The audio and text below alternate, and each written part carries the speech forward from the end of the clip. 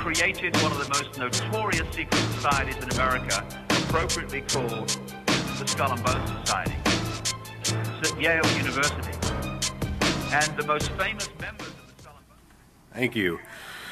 Welcome. This is one of the last talks that we'll be having this conference. It is Sunday, 1700, Area B. We're about to listen to Selfness Copyfight, From Censorship to the New Business Models. Number 69, number 24, ladies and gentlemen, Jorge? Jorge Cortell and Alvaro Gonzalez. All right.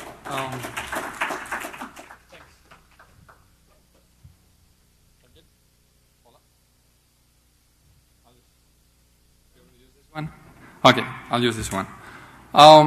For the DVD viewers in the future and the streaming viewers right now, the hall is empty because we're competing against Yellow Biafra on the next room, so that's like really tough to do. And also, it's almost the last conference on the conference, the last lecture on the conference, so everybody's just too tired. But anyways, for those of you who are here, I guarantee you is a 1 million song free download prize. So as long as you stick until the end.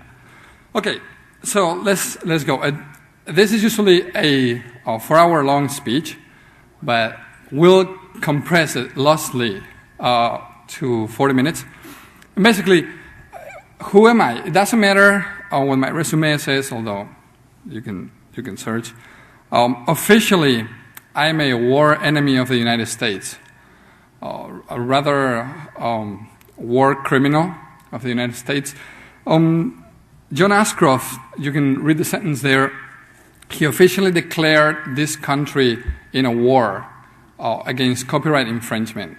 So I am a United States copyright law infringer, just like millions of people around the world, and just like most of you, most likely. In Wikipedia, if you look at my name, I'm not about that. I'm about one conference. That's all that matters. What happened in that conference, and why is it related to this speech? Well, I taught at University of Valencia, Polytechnic University in Spain, for 5 years, intellectual property. I don't like the title, but that's what it was called. But outside the class, I was invited to a conference in that university. And they told me, do you like the idea of giving a conference about downloading and sharing is good? And I said, well, sounds good. The title's good. It fits the way I think, and I can back that with data. So sure, good enough. There you got proof, and later on you'll see why proof is needed. Proof that I was a lecturer there in the university, top-rated one.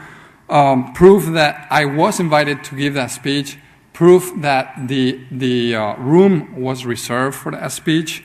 And then this little facts right there thing is 1 week before, more or less, I was to give that lecture.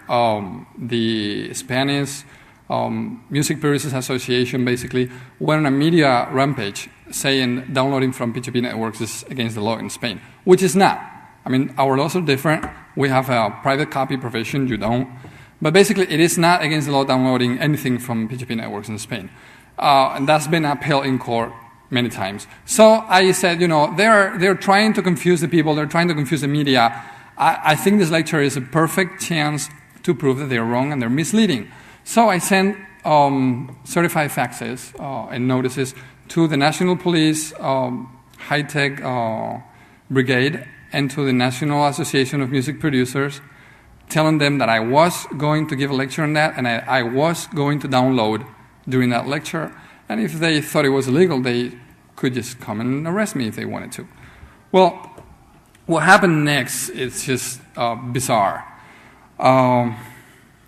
What happened next is that they tried to censor my lecture, and the way they did it, and you have proof on there and who they did it, and how they did it. It's really amazing. I went in the room at the scheduled time, and the security guard said, no, you can give the lecture here because basically we've been told that this is under maintenance or closed for any other reason. You just can't give the lecture here. We went to another one, another building that was supposed to be free, and all of a sudden, as we were walking towards there, the security guard came and said, "Oh, you know what? There was a lecture scheduled there. Nobody knows about that, but you can't give the lecture there." So I went to my classroom, tried to give the lecture there. I knew there wasn't anybody there because I taught there. And the security guard at the door said, "I was told not to let you in." Well, eventually I asked, what's going on? What's the matter? And they said, "Well, don't quote me on this. I will not acknowledge this, but the call came directly from the dean, and he's been pressured not to let you give this lecture." And I said, "Well, you can't shut my mouth. That's good or bad, I don't know, but you can't shut my mouth." So I went into the cafeteria. I doubted that they could close down the cafeteria, the most important part of the university.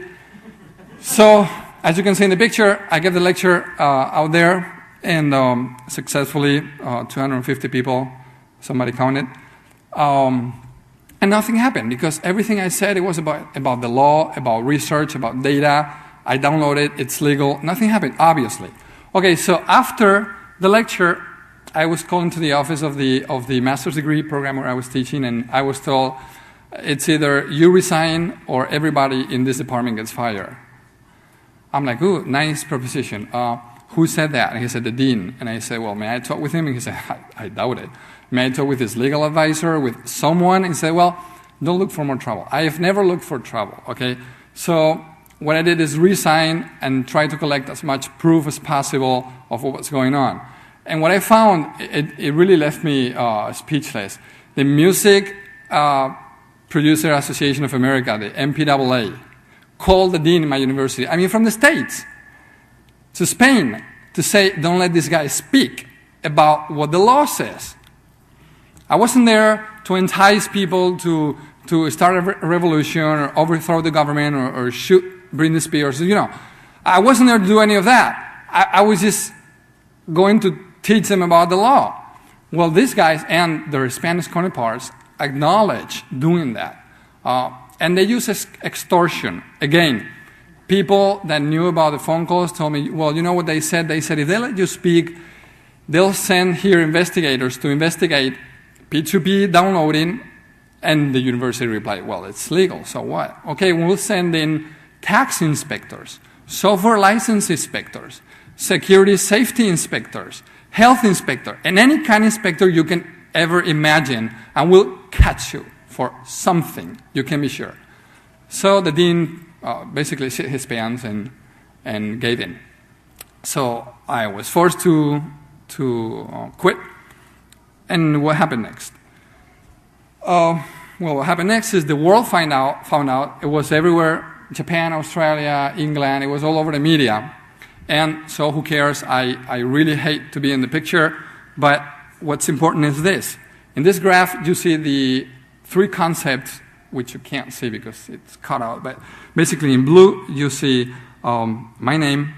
In yellow, you see the term censorship in Spanish, censura. And in green, you see the university. And now that's the number of times it's been mentioned in blogs. Now, they pick together, so people associate my name with the university, with censorship. That's exactly the kind of publicity a university wants, right? So it was really good for them. It was a smart move, obviously, to give in. But then it went on. It went on, and some really strange things, like on the media, I could read things like, the guy that got fired was really never a lecturer in the university. Okay, how can I get fired if I wasn't a lecturer there? 5 years, they've been paying me for basically not doing anything. And all the students that I taught, it's ridiculous. That's why I said the proof was needed. Then they started threatening the university, threatening all the media, saying, if you talk to this guy, we will not let you in our university. We will not send you press releases. You'll be in the blacklist. If they talk to me, not if they bias for me or against it or something. No, if they talk to me. They did not want the story to be told. The pressure went on. I received threats. My company received 2 tax inspections in a row, even though for several years it's never received one. I personally received 2 tax inspections in a row, even though never received one before. Software inspection, even though we almost only use free software. It was ridiculous. Obviously, someone was out to pressure to get me. Eventually, they found a dark spot on my resume, which is a degree that I got from some American university. This American university went down. The degree was not legal in Europe, or however you want to, or compatible, or whatever you want to say. Anyways, I've got degrees from 7 universities, and they found this one that does not meet the requirements, and all the media said, this guy is bogus, this guy is lying, this guy is no one, don't listen to him. Okay, then don't listen to me. Just look at the screen, okay? Don't listen to me. I can poison your minds. So what's this all about? What am I speaking about that makes everybody so nervous? Basically, the concept of intellectual property. That's what I want to talk about, not specifics of the law, not what the situation is, but the concept. Whoever has the information has the power. You already know that. It's a cliche, but you can think of the Egyptian monks and Moses and the medieval church. And if you don't know what all this is about, ask me in the corridor, because we don't have time to go into specifics. But this is really interesting. The history of copyright basically proves that it's a law that was enacted to force monopoly and to promote censorship. So that's where copyright started. And up until today, it is exactly that way. And we'll have plenty of time for debate. But what I want you to consider is, it doesn't matter what the law says. What really matters is if it's fair, or if it reflects your values or your needs or whatever, you know. But don't be blinded by, oh, the law says that, so I must obey, right? Okay, tell Germans during Nazi times, or tell some Americans during Bush times. Even if the law says that, it doesn't mean that you have to obey. What you got to think of is it fair? Is it right? First time somebody asked that was Planides in Greece, 400 years before Christ. Pedophilia was legal and socially accepted back then.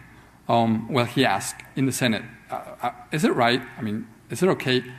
Well, what happened to him, I'm starting to understand. He got stabbed there by his Senate companions.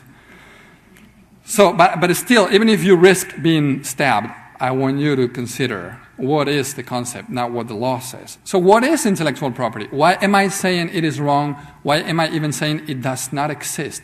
We are regulating something that does not exist. Imagine regulating blue elephants that fly, or even regulating their air traffic. And everybody's saying, oh yes, you violated air traffic blue elephant code and you must go to jail. And people accepting that. It's ridiculous. So what is intellectual property, and what makes me think that does not make any sense? Okay, intellectual and property. Intellectual, not as common as it should be, but still easily identifiable. It comes from the intellect, right? And it's got to be communicated. Simple enough. It doesn't have to be new, which would be patents. It just has to be original. It has to be fixed. It has to be communicated. They cannot regulate where you're thinking, what's on your mind only. They're trying really hard. Someday they'll get there, but still today they can't do that. But property, that's the key. What's property? Now, economists define property in a very interesting way, and you know that economists define reality these days. So, for something to be defined as property, or to be property, it's got to have two characteristics. One is got to have antagonism, which means if I have it, you don't. You know, say your glasses. I take your glasses, run away with them, you don't have your glasses. Simple concept. And it's got to be excludable, which means if I lock my house, you can't go in. I mean, if I secure my network, you can't go in, right? But the idea behind this is not about locks, it's about defining the edges, the boundaries, okay? If you can lock it, if you can grab it and go away with it and not let me touch it, it's because it's definable easily. Now, does the air fit in that category? What's my air? You know, vertical, horizontal? You know, are we breathing the same air? That makes some people nervous. That's why air is not property. I mean, it was tested in court years ago, and the judge said it's not property. Okay, I've seen air being sold in bottles. I've seen people stupid enough to buy them. I was one of them. I wanted to buy one and bring it here, but I didn't have any cash at the moment. They weren't taking credit cards. But basically, that's turning something that is not, you know, excludable when you put it in the bottle, then it is excludable. I mean, you create something that is not property, I mean, you turn it into property. That's what the industry, the copyright industry has been doing for 200 years, basically. They can the products. They put them in the can. CD, vinyl, they put it in the can. As long as you can touch it, undefine it, then it becomes property. But what happens when that is not the case? Is it time for a change? Is it time for us to think that something's changed? I mean, allow yourselves to change. I mean, you're in a hackers conference. I mean, you should be used to change. And if not, check your network. But throughout history, we've seen things change. Things like slavery. Not so many years ago, 1865, in this country, it was not only legal, but the basis of the economy of half of the country was slavery. And the slave owners were proud members of the community, and everybody thought it was, hey, why not? And then something changed. The story is not as rosy as they want you to think, but basically something changed, and now we think, slavery, how could we ever, right? That's my point.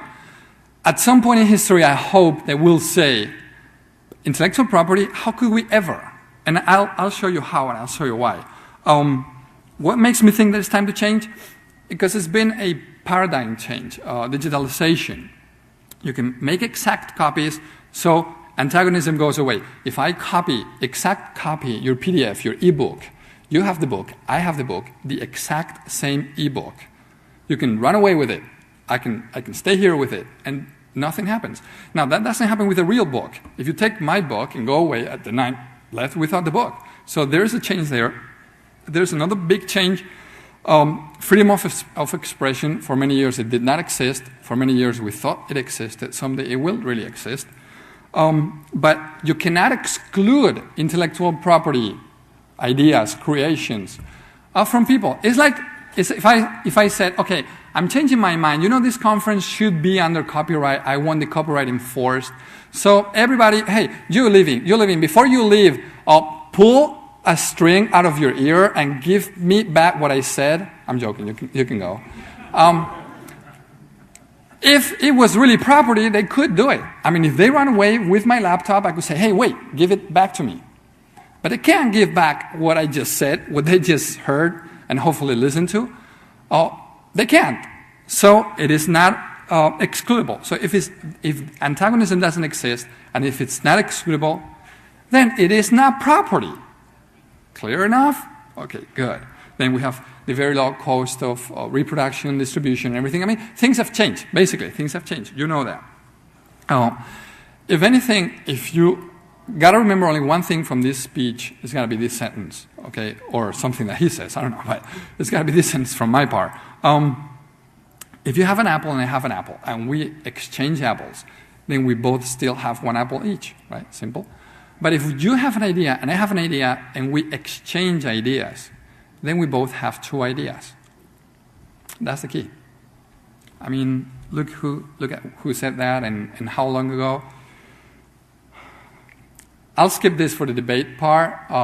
Fallacies and lies that the media wants you to believe and the industry wants you to believe. And I'll make a simple story for those who are still not getting it.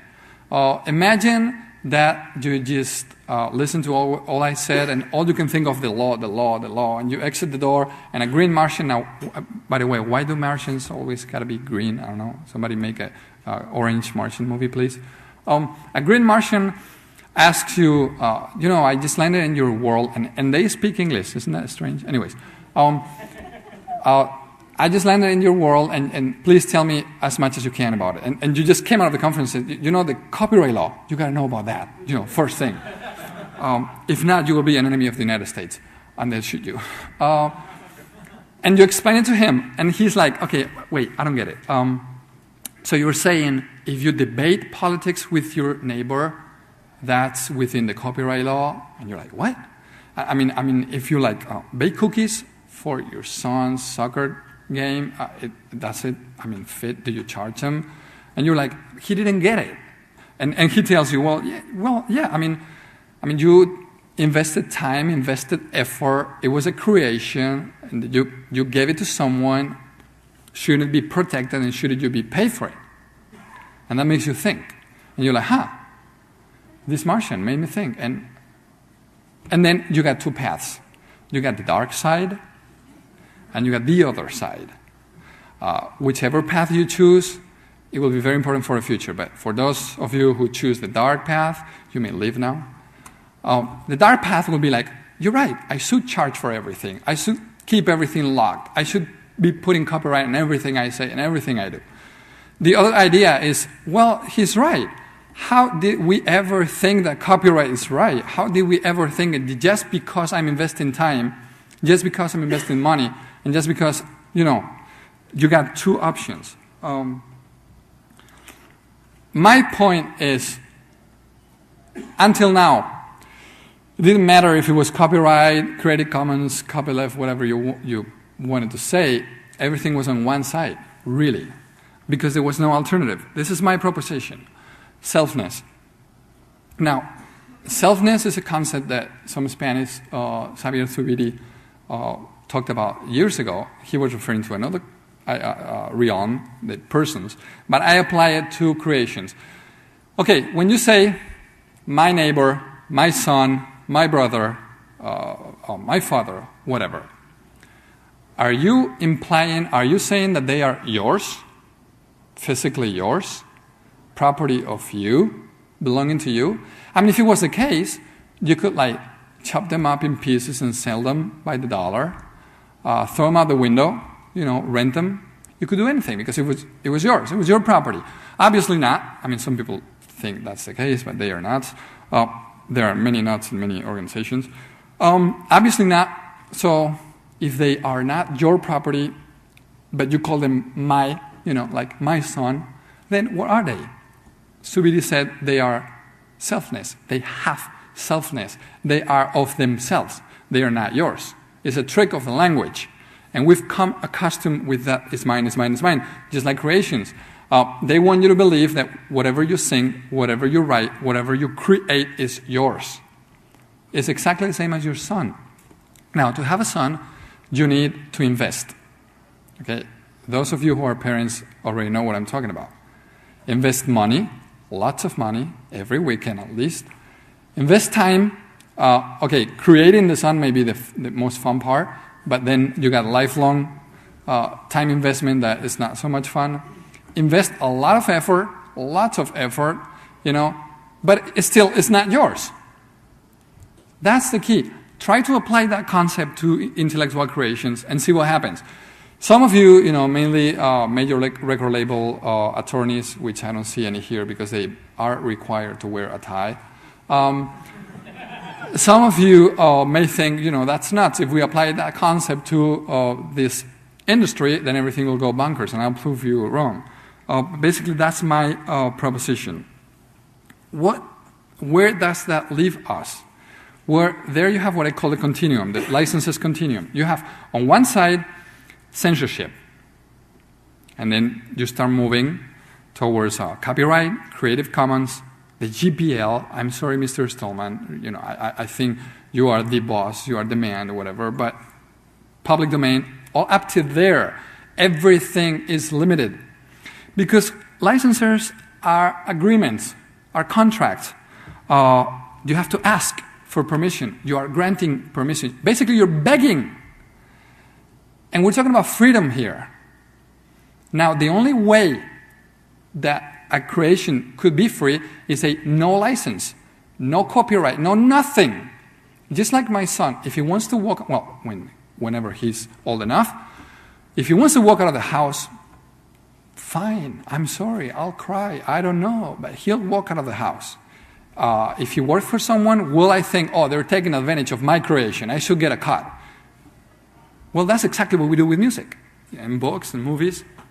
So selfness would mean no copyright, no license, no begging, no asking, no nothing, And we'll see what happens in the market. You have an ex-president, the third president of the United States that thinks exactly the way I think. Now, I'm not so crazy. Or you elect crazy people for president, which might be the case. And current situation. Like I said, I have to compress this, so this is the one part I'm skipping. Now, I assume you already know that copyright sucks, and if you don't, just read all these cases. There are so many examples. I mean, anybody here, I'm not going to hit anyone, so you can raise your hand if you want. Anybody here that still thinks that copyright is cool, or doesn't see any problem with copyright? All right, you just want to prolong this, right? Okay, I could give you so many examples that we could be going on for hours. In fact, I'll be available there in the corridor for as long as you want to debate with me. Okay, but just one example. You find right to charge kids in summer camps for singing music? Singing. They are singing music. And they have to pay because they're singing music, only for that concept, to the American Society of Composers and Authors. You find it right? You find right that in Finland, taxi drivers got to pay to the Society of Music Producers because they have the radio in the taxi. Everybody knows that we get in the taxi to listen to the radio. They always got the best stations, Now, they only pay like $20 a year, which is not bad. And that's because they are driving with their windows up, because it's cold in Finland. If they did roll their windows down, it would be public diffusion, public emission of music, and then they probably have to pay more. If you think that copyright is right, we can go have dinner and talk for hours. But basically, everybody else seems to agree with me. So let's look for solutions. I hate people who say this is wrong, this is wrong, this is wrong. Let's have a beer. No. This is wrong, this is wrong, this is wrong. Now what do we do now? First, let me talk about the wrong solutions. Many people proposing things like, in Spain, we pay a royalty for every blank media sold, for every photocopy, scanner, printer, blank CD, blank DVD, cassette tape. You could not believe for the things that we pay for. And we pay for in excess of, $500 million a year. This money should be going to the authors, but 30% automatically is deducted, and it goes into somebody's pocket. And we know who it is, but I have enough legal problems already. So.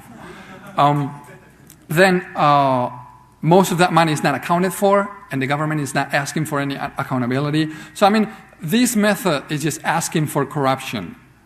You guys have enough corruptions in your governments, and don't try to export this into Africa, So I think any solution that is making it easy for corrupt people to take advantage of is not the right solution. Legal prosecution for mere possession of technology that may allow you to override DRM. Now, any of you who do not know what DRM is? Anti-copy? Okay, you know what it is. Good. In Spain, if you have any technology that will allow you to override DRM, you are basically breaking the law, criminal law, 2 years in jail. What is technology that allows you to override DRM? Like narrow burning application? It is. Like the shift key? Now, I know a president of a country who owns a laptop that has a shift key. Could we? Who needs impeachment? Okay. Anyways, this is ridiculous. This is not the way, obviously. Then you have more strict laws. People say, no, not 70 years, 80 years, 90 years, 100 years, more copyright, more people in jail, more lawsuits. You know where that's taking us? Backwards in time. That's exactly what they want. They want to go backwards in time. You can't do that. You can do many things, but not going backwards in time yet. So this debate, as you can see, 1841, this debate has been going on for centuries. And it's not going to stop. And it all boils down to the author compensation. How do authors make money? Or how could authors make money? Or how should authors make money? Now, there are several ways to make money, legally. One, not money. Okay, I've been saying money, but I should have said compensation. Because number one is what I call voluntary work. Some of you will volunteer, I don't know, Red Cross or whatever, and feed the homeless or whatever. Now, you probably do not get paid for that, but you feel happy, and you do it, and you do work, and you do not get paid, and you're happy, and it works. So that would be one method. That's the traditional method in art. 90% of artists, I'm making this number up, but more or less, play music, write, compose, create, and do not expect to be paid ever. So that's okay. We can leave it there. I'm not saying that it should be for all authors and for all creations, but we got to keep that in mind, okay? It's possible. In Spain, They are trying to push a law that says no creation can be free. Think about it. Okay, so if this cannot be free, where do I get the money from? Oh, we'll find a way. We'll put a new tax. And somebody will pay you. You should be entitled $10, but they'll pay you $1 and they'll keep $9, and you know. So, option number 2, work for hire. Most of us work for hire. Get paid by the hour, by the week, by the month, by whatever, by objectives, by whatever, and that's perfectly fine. And in Spain, it's not as usual as here. Here it's quite usual, but that's option number 2, and everybody should be happy with this. Hey, compose a song. I don't feel like it. I give you $8,000. Okay, I feel like it. Fine. Or I don't feel like it because, I'm the Rolling Stones. You got to pay me $100 million to do that. Okay, here. Okay, fine. No problem with that. Now, option number 3, speculation. That's what the current system is based on. Okay, you compose a song. I don't pay you anything. You wait. I'll create disk, physical objects, or downloadable music with DRM, of course. And then, we don't know how much they're going to be sold, but you'll get a cut. A small cut, a tiny cut, but you'll get paid, and we'll ride you in limos, and the media will take pictures of you, and you'll be happy. Okay, fine. To me, that's not so acceptable, but still, it's okay. If you want to get into that, that's possible. But then, the model that exists in the IP world, the intellectual property world, does not make sense. Licensing, royalties, that is crazy, and we can discuss that, but again, for time's sake, we'll go on. What's the alternative? The free code, I specifically said free code. Open source, free software, open code, whatever you want to call it. Okay? I'm more of a free software rather than open source, but okay, whatever. The free code thingy. It's been applied to software, to books, to content, to music, to industrial products, to research. Why cannot it apply to everything else? What are the alternatives to copyright?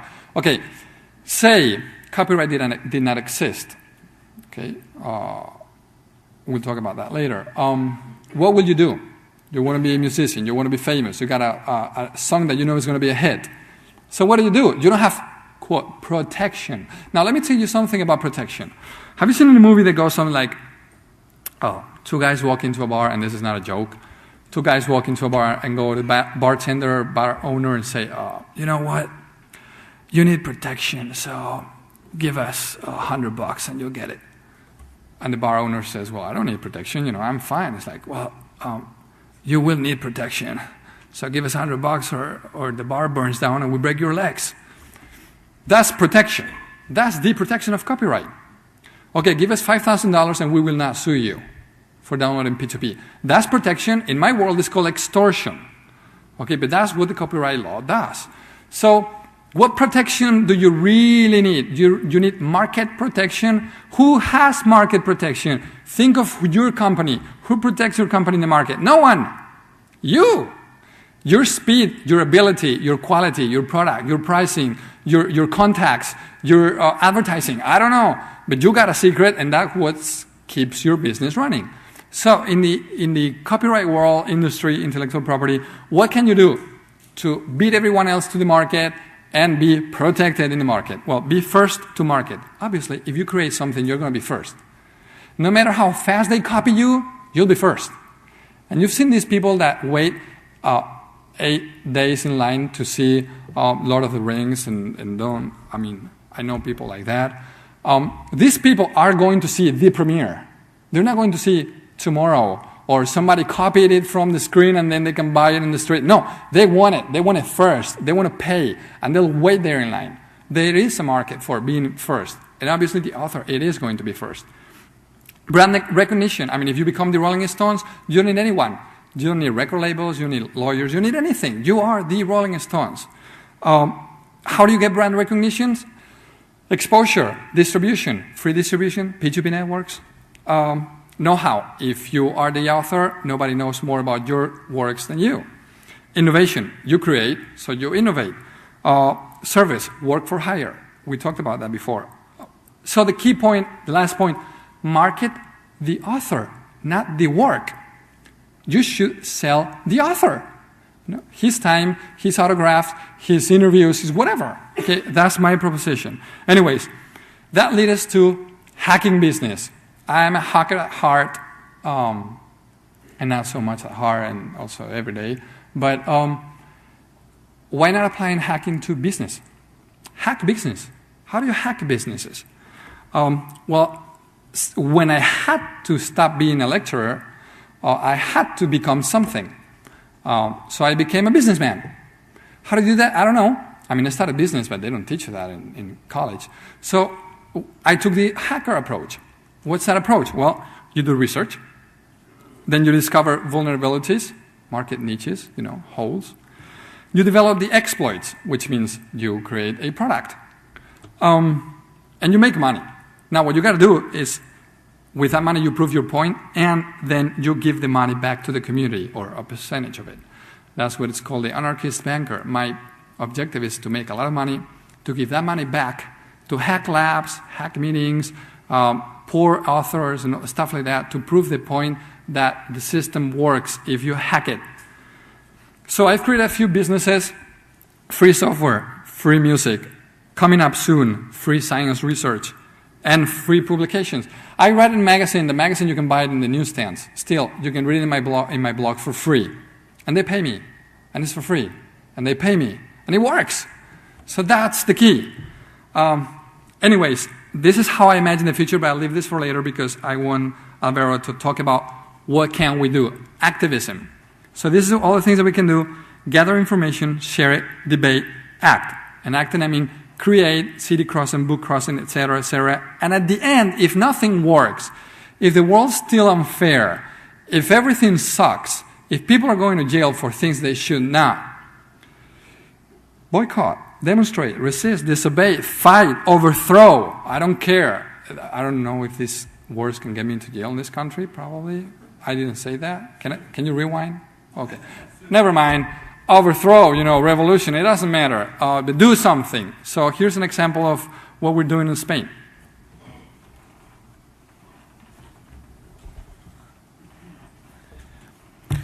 Okay, first of all, my English sucks. It's awful. So if you don't understand me, you can laugh at what I write in. So it's up to you. First of all, we talk about royalties in Spain. Almost everybody is fucked by royalties. Can I say fuck? No? So who's fucked by royalties? These computer shops. Computer shops have to pay royalties to this SGAE, that is the Spanish Association of Authors and Producers. Blank media manufacturers, which do CDs or hard disks or tapes or anything, has to pay also. The final users have to pay also all of these royalties. That the pricing of these royalties is bigger than the same media. If you pay like 15 cents for a blank CD, you are paying also like 25 or 26 royalties for this stupid thing. So you finally are paying like 40 cents for each CD you are buying on the market. Independent radio stations, any independent radio stations, also non-profit radio stations, are paying royalties to this SGAE. And probably any owner of any type of public place that has any kind of music or TV broadcasting for your entertainment, like a pub, a bar, an office. So the music you hear on the office, in the I don't know, everything you can hear, anything, you must pay for each thing that is producing music on your business. So almost everybody is fucked by these royalties. So who is the one who's protected for this? The creators? No, just a bunch of them, because only the biggest sellers in Spain of CDs are the ones who get money from it. So only the people who is in this business selling millions of CDs or hundreds of thousands of CDs are the ones who get this money back. So every little producer, the one who are selling only 10,000, 20,000 CDs a year, they aren't getting any money. So what's the point of these royalties if only 100, 200, or 300 of people are getting all? Why upset 44 million people getting his money and then giving to 300 people? It's not for protecting also. So what are we doing in Spain? Not too much for my taste, of course, but they are divided on some groups. Not so much lobbies are in Spain because lobbies are for people that has money. And the people that has the money is the one who are getting the royalties, so they are bigger and better and stronger than us. So there are some pressure groups like these names you can see in Spanish that I'll translate later, and some groups working from hack labs on Spain. So I'll begin. This one, Partido Pirata, that is Pirate Party, is from some examples you have seen also in Europe, in Germany, Netherlands, that are working on these things from politics. And so this is from 3 days ago. They began 3 days ago. They are not still a real political party. They are working on it. And they are following these things. They want the intellectual property law modified. They want the internet services law modified also. That is very strong in Spain.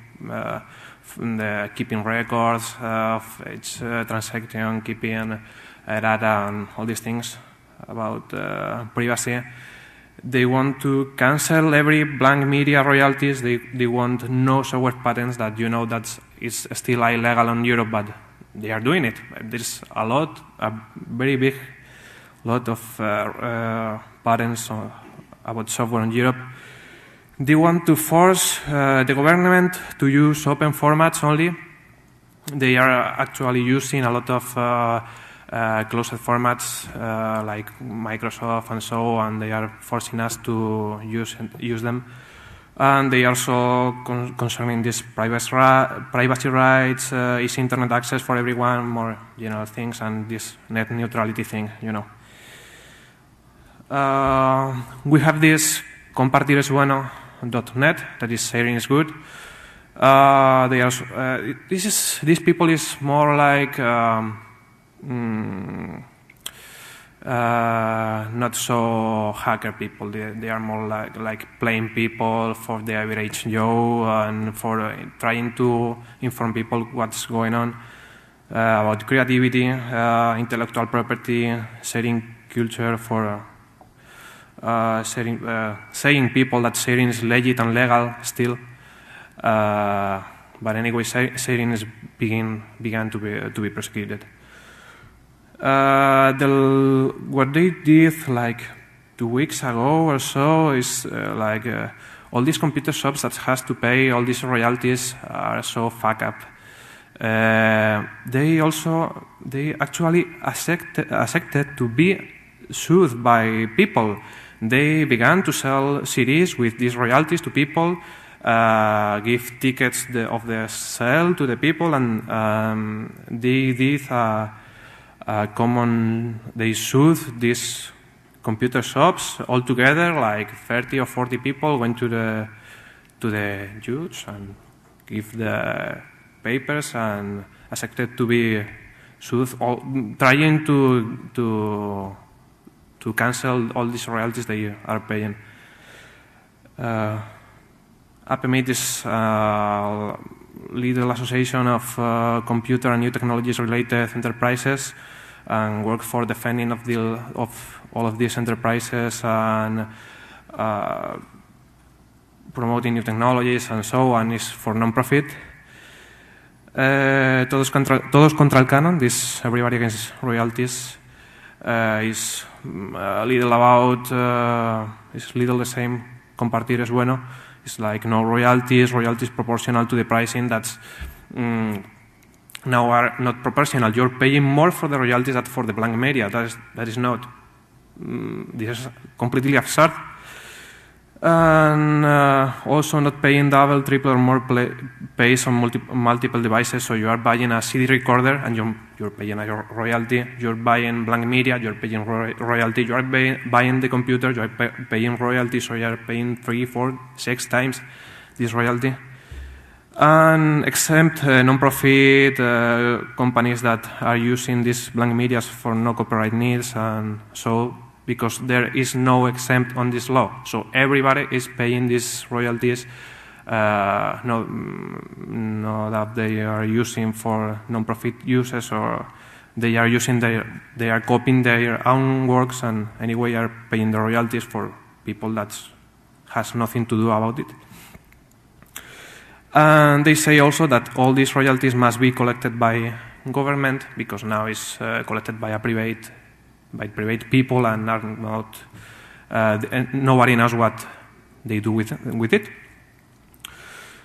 And this last thing is rompamos el silencio. That's let's break the silence. Is more hardcore people that did during a week some work with a lot of issues with the government about education, free culture, social control, gender, feminism, globalization, city planning, migration, squatting, anti-fast themes, minors, and a lot of things. And they went and invaded the National Association of Authors with these masks. The photo in the mask is about one of the heads of the association. Went in, invaded the place, did a big mess, and threw a lot of cent coins and stick them, put papers, and later they changed it, defaced the wall of the place. This is the name, this is this guy. It means General Association of Authors of Spain and so. And they changed it by we always win some euros. That is the same letters acronym. That's more or less the work we are doing now, and in different groups. I'm not in all the groups. Some work I like some of the works, not all, but that's more or less how are we working, and where are we pressing the people. Okay, and now we have a few minutes for questions. And here, before we start with the questions, 2 things. We'll be out there as long as you guys want, so we can keep this debate going as long as you want. Here you got our websites. The one that says Jorge Cortell.net, it's me. The other one is Alvaro's narcotics.com. You got our emails. And on my website, on my blog actually, on the column on the right, the first link, it says Regala Libertad, give away freedom. You've got that page collects links to sites to download music for free legally, whether they are public domain, Creative Commons, or whatever. You got over 1 million songs to download there. So if you ever buy a CD again, it's because you have way too much spare time. So now, questions, debate, whatever you want.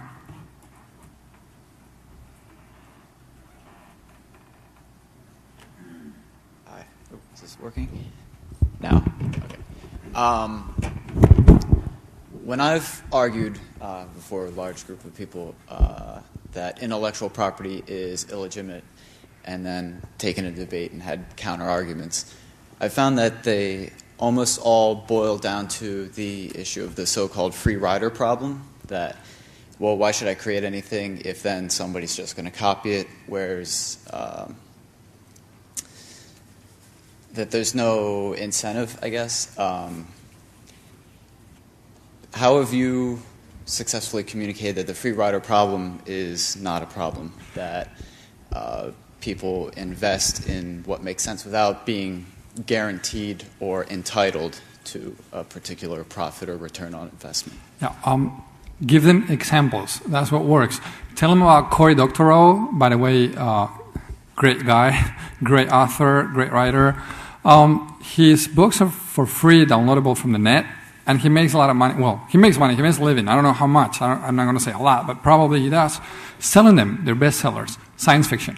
So the problem is a business model, not the law. I mean, I write I put my articles for free on the website, and I get paid for putting them on a magazine which has a copyright. And they're for free on my website. So, I mean, the problem is not the law. I mean, you don't need a law to say this or that. You need a business model that accepts alternatives. And then a twist to what you say is many authors are conditioned to this is mine, this is mine, this is mine. If somebody takes it away and makes money, that's what bugs them. I mean, fine, post it everywhere, but for free. Don't make money out of it. Why not? I mean, they are doing you a service, a favor. They're promoting your job, something you have not done. I mean, if you wanted to publish that and make money, do it. If you haven't done it, let them do it. So, I mean, the problem is not the law. The problem is showing them examples that it can be done, and it's being done, and it works. So that's the key. To further that, can you give us some examples that aren't necessarily about novelty? I think people tend to write off books or free music as, oh, well, you know, they're buying it because they like the idea of having a copy of it or something, but if it came down to something important like drugs or business software, something that wouldn't necessarily be the case. Are there solid examples of... Well, I've got over 120 examples in one of my previous lectures, the 5-hour ones, so you'll find them on my website, and I couldn't give you a list, but if you're interested, I can give you a list. I can post it again if you want. Okay, thanks. All right, thanks. First off, thank you very much for the speech. Your ideas on intellectual property are, well, I completely agree with them, and they're bang on. They're clear, they're concise, and they're great. But there are a couple of points that I don't fully understand about your view. First off is you said that the GPL is a limitation. If you think about it, it seems that the GPL actually lets you keep your freedom to keep that software source open and free. How do you think that it's actually a limit? Because I don't... Okay, this is my point. First of all, I really like Stallman, I really like the GPL, I really like the open source and free software movements, okay? I really love them. But they're working within the system. And that's the difference. I want to destroy the system. Don't we all? So, and the reason I'm saying that is because the system, a new system, a better system, a more direct system will work without the system right now in place. So that's the difference. GPL is great, but it's working within the system. It needs the copyright to work. So what I need is the copyright laws to go down. So that's the difference. You were talking all the time about, you say you don't want copyright, but you say that the magazine has a copyright, so then there is copyright? Well, the point is they send out to all authors in the magazine a contract saying you got to sign it and all your works will be copyrighted and you're giving us exclusive. And I say, hey, you can kick me out, but I will not sign this. And they say, it's fine with us. So the thing is, I cannot change the whole magazine. I can prove with my example, I can publish a new magazine, but I cannot change the magazine that publishes my articles. It's the most widely distributed computer magazine in the country. So I think it's worth it to be there, even if it's with their copyright, but as long as you can get my text, my article for free from my site. So, I mean, one thing is to, in theory, in philosophy, try to bring down the system, and the other thing is doing it really physically. It takes steps. So it takes the GPL, it takes Creative Commons. So it takes working in a copyrighted magazine. And you need those steps. But here I'm talking philosophy. Philosophy, theory, just jump ahead, you know. Sorry, your second question was? Yeah, that actually leads right into my second question. Are all your ideas based on a society revolved not with capitalism but with something else? I mean, if so, doesn't that take the strength out of your ideas? Because how are we supposed to tell people copyright is shit if we're saying get rid of the entire system of capitalism? No, I'm not saying to get rid of the entire system of capitalism, although we can argue that. I'm saying get rid of copyright laws. I'm making money. That's what I'm saying. I'm making money out of my creations for free on the side. I'm making money out of free software that people that I hire create. We put them out for free, and then some people pay us. So, you know, I'm not saying go against capitalism. We can talk about that, but we're talking about copyright. I'm not saying get rid of copyright. It's not the same. Okay. It's like free software. It's free as in freedom, not as in, you know. Yes. And for the third question... I've been told to stop, so all of you in line, we can talk in the corridor, okay? But since you were talking, do you want to finish? Do you have time or... I've been told to stop. Okay, I'm so- sorry. So I'll be out there, and thank you guys very much, and be available online.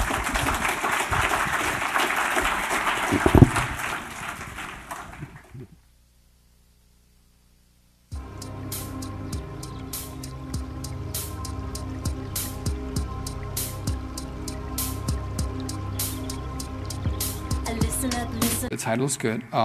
It fits the way I think, and I can back that with data. So sure, good enough. There you got proof, and later on you'll see why proof is needed. Proof that I was a lecturer there in the university, top-rated one. Proof that I was invited to give that speech. Proof that the room was reserved for that speech. And then this little facts right there thing is 1 week before, more or less, I was to give that lecture. The Spanish Music Producers Association basically went on a media rampage saying downloading from P2P networks is against the law in Spain, which is not. I mean, our laws are different. We have a private copy provision, you don't. But basically, it is not against the law downloading anything from P2P networks in Spain. And that's been upheld in court many times. So I said, they're trying to confuse the people, they're trying to confuse the media. I think this lecture is a perfect chance to prove that they're wrong and they're misleading.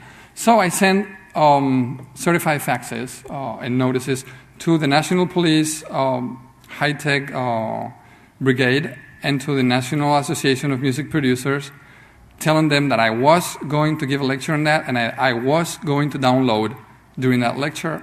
And if they thought it was illegal, they could just come and arrest me if they wanted to. Well, what happened next is just bizarre. About research, about data. I downloaded, it's legal. Nothing happened, obviously. Okay, so after the lecture, I was called into the office of the master's degree program where I was teaching, and I was told, it's either you resign or everybody in this department gets fired. I'm like, ooh, nice proposition. Who said that? And he said, the dean. And I said, well, may I talk with him? And he said, I doubt it. May I talk with his legal advisor, with someone? And he said, well, don't look for more trouble. I have never looked for trouble, okay? So what I did is resign and try to collect as much proof as possible of what was going on. And what I found, it really left me speechless. The Music Producer Association of America, the MPAA, called the dean in my university, I mean from the States, to Spain, to say, don't let this guy speak about what the law says. I wasn't there to entice people to start a revolution or overthrow the government or shoot Britney Spears. I wasn't there to do any of that. I was just going to teach them about the law. Well, these guys and their Spanish counterparts acknowledge doing that.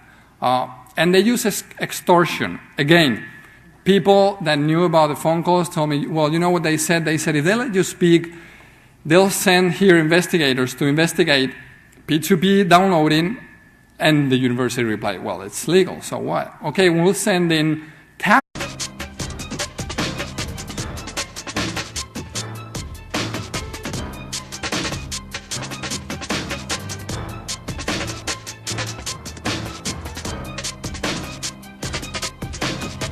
Created one of the most notorious secret societies in America, appropriately called the Skull and Bones Society.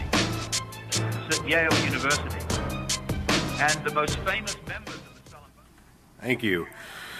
Welcome. This is one of the last talks that we'll be having this conference. It is Sunday, 1700, Area B. We're about to listen to Selfness Copyfight, From Censorship to the New Business Models. Number 69, number 24, ladies and gentlemen, Jorge?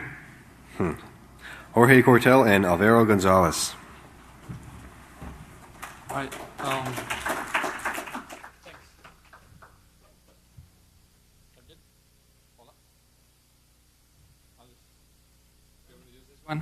Okay, I'll use this one. For the DVD viewers in the future and the streaming viewers right now, the hall is empty because we're competing against Yellow Biafra on the next room, so that's like really tough to do. And also, it's almost the last conference on the conference, the last lecture in the conference, so everybody's just too tired. But anyways, for those of you who are here, I guarantee there is a 1 million song free download prize. So as long as you stick until the end. Okay, so let's go. This is usually a 4-hour-long speech, but we'll compress it loosely to 40 minutes. And basically, who am I? It doesn't matter what my resume says, although you can search. Officially, I am a war enemy of the United States, a rather war criminal of the United States. John Ashcroft, you can read the sentence there, he officially declared this country in a war against copyright infringement. So I am a United States copyright law infringer, just like millions of people around the world, and just like most of you, most likely.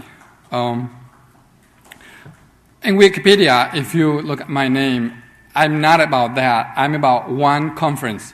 That's all that matters. What happened in that conference, and why is it related to this speech?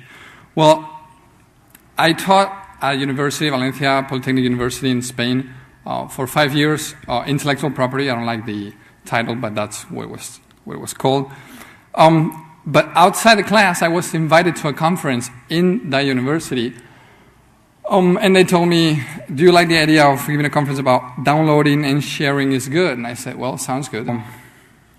What happened next is that they tried to censor my lecture, and the way they did it, and you have proof on there, and who they did it, and how they did it. It's really amazing. I went in the room at the scheduled time, and the security guard said, no, you can give the lecture here because basically we've been told that this is under maintenance or closed for any other reason. You just can't give the lecture here. We went to another one, another building that was supposed to be free, and all of a sudden, as we were walking towards there, the security guard came and said, oh, you know what? There was a lecture scheduled there. Nobody knows about that, but you can't give the lecture there. So I went to my classroom, tried to give the lecture there. I knew there wasn't anybody there because I taught there. And the security guard at the door said, I was told not to let you in. Well, eventually I asked, what's going on? What's the matter? And they said, well, don't quote me on this. I will not acknowledge this, but the call came directly from the dean, and he's been pressured not to let you give this lecture. And I said, well, you can't shut my mouth. That's good or bad, I don't know, but you can't shut my mouth. So I went into the cafeteria. I doubted that they could close down the cafeteria, the most important part of the university. So, as you can see in the picture, I gave the lecture out there, and successfully 250 people, somebody counted. And nothing happened because everything I said, it was about the law.